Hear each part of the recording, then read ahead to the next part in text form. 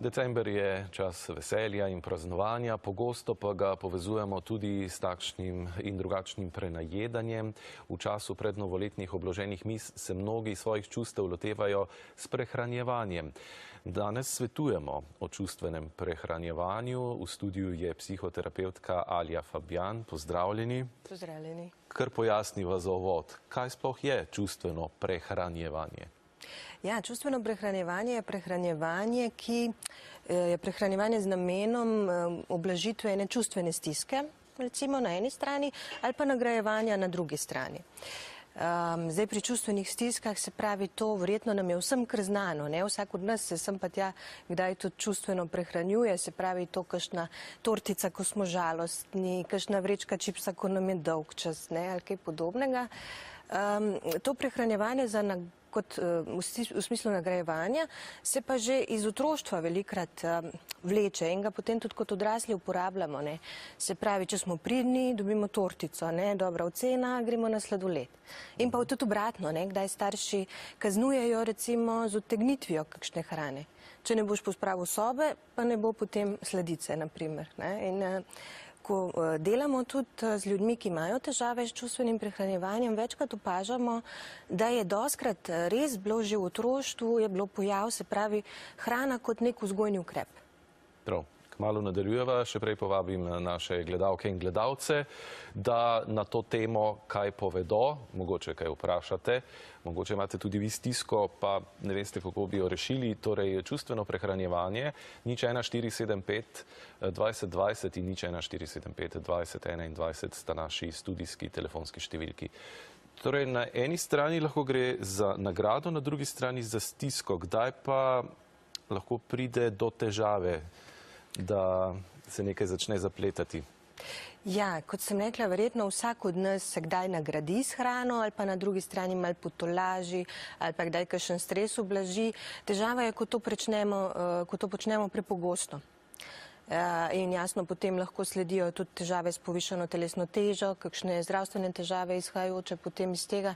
Se pravi, vsak pri sebi, dobro je, da se zelo opazujemo, ne? Zdaj, a to pride nekaj, sem pa tja bom rekla, da se mečkaj nagradimo, potolažimo s hrano, ali je pa to nekaj, kar je že nek vedenjski vzorec postaja. In takrat je čas, da se zamislimo. Ja, in kako se lotimo potem odpravljanja te težave? Kaj svetujete strokovnjaki? Najbolj pomembno je, da ugotovimo, kaj je v ozadju, kaj so vzroki. Dostikrat gre za tudi neke rekla, resne, potlačene travme, recimo iz preteklosti, in potem neka čustva, katerih nismo izrazili, hrana jih pomaga potlačiti. V bistvu bi jokali, pa nekaj pojemo, pa se to potem potlači. In se to nalaga in dolgoročno to ne prinese nič dobrega. Tako da smiselno v takem primeru je res poiskati pomoč strokovnjaka. Kaj pa novoletne zaobljube? Vsi si jih zdaj na veliko izmenjujemo, ne? Po novem letu bo vse drugače, odvečnih kilogramov bo manj. Je tudi tukaj kakšna simbioza s čustvenim prehranjevanjem? Ja, novoletne zaobljube tudi večkrat so glede prehranjevanja, hujšanja in tako dalje. Problem je, ker si zadamo take drastične cilje, ponavadi, zdaj pa ne bom nič več sladkega jedel. Če imaš rad sladke stvari in je potem nek cilj, zdaj pa niti kančka več sladkorja ne zaužijem, to verjetno na dolg rok ne bo šlo. Fino je, da se res odločimo za neko spremembo življenjskega sloga, ampak v skladu s siceršnjim življenjskim stilom. Se pravi, ne za prevelike spremembe, katerih se na dolgi rok sigurno ne bomo mogli držati. Čustvena lakota, jo je mogoče zapolniti s hrano? Zdi se nam, da ja. Ampak za tisti trenutek? Tako, ja, kratkoročno. Pomembno je tudi, da jo ločimo, čustveno lakoto od ta prave lakote. Že tukaj se začne ponavadi proces zdravljenja, ko nekdo začne razlikovati. Aha, zdajle pa nisem zares lačen, to ni lakota, ki jo čutim v želodcu, ampak je neka nenadno, neko hrepenenje po specifični hrani in jem brez nadzora in potem pridejo občutki krivde. Se pravi, gre verjetno pri meni za čustveno prehranjevanje in moram ukrepati. Se pravi, gre za hrepenenje po neki hrani, ki prinaša neko udobje, neko zadovoljstvo. Neko ugodje, ja, večinoma je to... Masna hrana. Ja. Večinoma mastna hrana, fast food, sladka hrana, kakšni sendviči, se pravi ogljikovi hidrati, velikrat polna z ogljikovimi hidrati, sladkorjem. Tako, velikrat tudi hrana našega otroštva. Hrano velikrat vežemo tudi na ljubezen. Včasih je nekateri starši ljubezen izražajo predvsem, ali pa bomo rekla, izključno skozi hrano. Pokažem, da te imam rad, s tem, da ti nekaj dobrega skuham. In potem mi tudi kot odrasli to dvoje povezujemo. In neko ljubezen do sebe, ki si jo mogoče na druge načine ne znamo, nismo vajeni dati, potem damo skozi hrano. In rečemo, da gre ljubezen skozi želodec. Ja. Ponavadi. Nič 1-475 20 20, nič 1-475 20 21, studijski telefonski številki, čustveno prehranjevanje oziroma čustvena lakota. Kje je razlika med pravo lakoto in čustveno lakoto? Prava lakota prihaja pa postopoma, ne, za razliko od te. Prava lakota je, se pravi fizična lakota, bolj postopoma, čustvena lakota pride nenadno. Nekam na valu, se pravi hrepenenje po specifični hrani in pa tudi po koncu tega, bom rekla, obreda prehranjevalnega, čustvenega, navadno praviloma sledijo občutki sramu, krivde, zakaj sem to naredil, včasih tudi kaznovanje, ne? Potem lahko gremo že neko, se pravi, premotno hranjenje, imamo bulimijo, ne? Se pravi, ko pride do hudega prenajedanja, pa potem do bruhanja zatem. Ampak dobro, tisto so že motne hranjenja, pravim, čustveno prehranjevanje pa vsak od nas kdaj pa kdaj, ampak dobro je, da prepoznava in dobro je, da to ni prepogosto. Kdo nam lahko poleg strokovnjaka pri tem pomaga? Je to tudi okolica, so partnerji, prijatelji, znanci, ki nas na to opozorijo? Verjetno si je težko priznati na vse zadnje. Ja, težko je ugotoviti, si priznati, da gre problem. Lahko so to družina, znanci, če pa niso del tega problema, ne, včasih so del tega problema.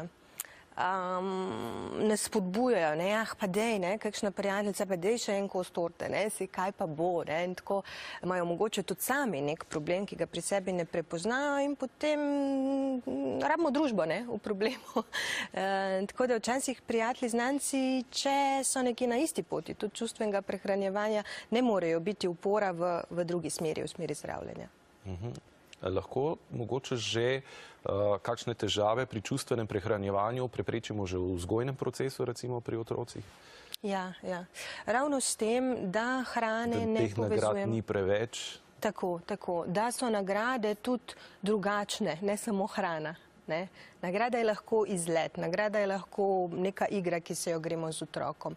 Potem je tukaj praznovanja. Ne? Praznovanja naša se vsa skoraj vrtijo okrog hrane. Zakaj? Ne? Lahko je praznovanje otroškega rojstnega dneva spet neka dejavnost, ogled neke predstave, sprehod, neke športne dejavnosti. Ne? Tukaj je fajn, da imamo mičken domišljije, da ni vedno sam čim bolj obložena miza, pa na ta način vemo, da se veselimo. Dobro. Rekli ste, da je pomembno zavedanje, ne? Da se začnemo zavedati tega, kar počnemo. Kako od tu naprej, če poiščemo pomoč, nadaljujete strokovnjaki? Kako pomagate konkretno?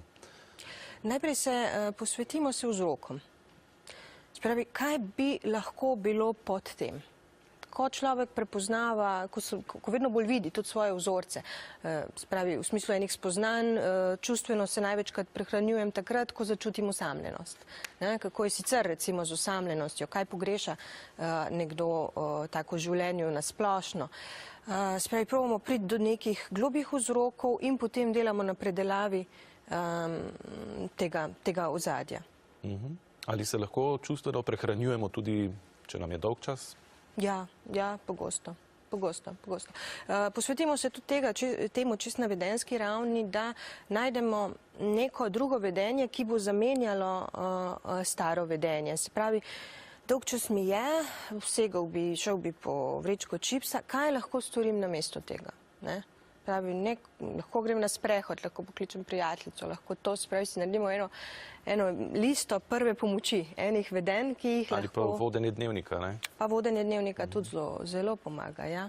Dobro. Sicer pa obstaja 5 osnovnih kategorij situacij in čustev, ki spadajo med razloge. Se pravi, prvi je družbeni, ne? V družbi vedno pojemo več, kot bi sicer. Ja, družba, ravno okoli tega, ne, veliko se vrti okoli hrane. Razna praznovanja, razni dogodki, povsod je še nekaj za pojesti. No? In v družbi bomo mi prej pozabili na naša siceršna pravila, no, ki se jih sicer držimo, ko smo sami, pa bomo posegli po. Ja, in potem so čustva, ki ste jih omenjali, ne, se pravi dolgčas, stres, utrujenost, potrtost, jeza, tudi priložnostni vidik, ne, oglasi nas vedno znova nagovarjajo. Oglasi, ja, jasno, ne, vse to moramo imeti, vse vrste piškotov in vse to je tako fajn. Tukaj tudi obratno vlogo bi tudi poudarila, ne, da tudi mediji velikrat pri tej obratni smeri, se pravi pri vodenju v tem, česa se ne sme, včasih naredijo velike probleme, ker potem imamo občutek, če spremljamo, katera hrana vsa je na neki prepovedani listi, potencialno nevarni za nas, potem nam ostane predvsem malo izbire. To pa druga skrajnost. Pomanjkanje samozavesti je zelo pogost pojav. Ja. Ko posegamo in odpiramo hladilnik prevečkrat, kot bi lahko. Tukaj bova naredila piko. Upam, da bomo vsi umirjeno jedli v teh prazničnih dneh, in da ne bo tovrstnih težav. Najlepša hvala za vse nasvete. Hvala. Vam, spoštovane gledalke, dragi gledalci, pa želim še naprej prijetno jutro. Danes je 5. december in prebujali se boste z nami še v nadaljevanju. Ostanite.